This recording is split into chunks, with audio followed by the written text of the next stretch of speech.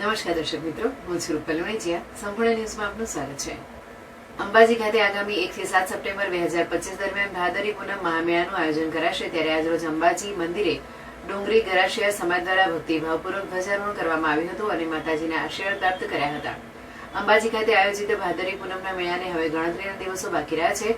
ત્યારે ગત વર્ષથી સૌપ્રથમવાર અંબાજી ગામ તથા આસપાસના 51 ગામના ડુંગરી ગરાસિયા સમાજના લોકોએ સામૂહિક રીતે ધ્વજારોહણ કરવાની પરંપરાનો પ્રારંભ કર્યો હતો. અરવલ્લીની ગિરિમાળોમાં વસતા ડુંગરી ગરાસિયા સમાજના લોકો માં અંબેના ભક્તો તરીકે પ્રાચીન સમયથી ઓળખાયા છે. અગાઉ મેળામાં ભારે ભીડને કારણે આદિવાસી સમાજના લોકો મંદિરે આવવાનું ટાળતા હતા, પરંતુ મંદિરના વહીવટદાર તથા અધિક કલેક્ટર કૌશિક મોદીના માર્ગદર્શન અને પ્રયત્નોથી ગરાસિયા સમાજને સુવિધા પૂરી પાડવામાં આવી હતી. તેના પરિણામે ગત વર્ષથી આ વિસ્તારના ડુંગરી ગરાસિયા સમાજ દ્વારા અંબાજી ખાતે ધ્વજારોહણની શરૂઆત કરાઈ છે. આજે ભાદરવા સુદ પાંચમે આદિવાસી સમાજના લોકો મોટી સંખ્યામાં ધજાઓ સાથે અંબાજી પધાર્યા હતા અને ધ્વજારોહણ કર્યું હતું.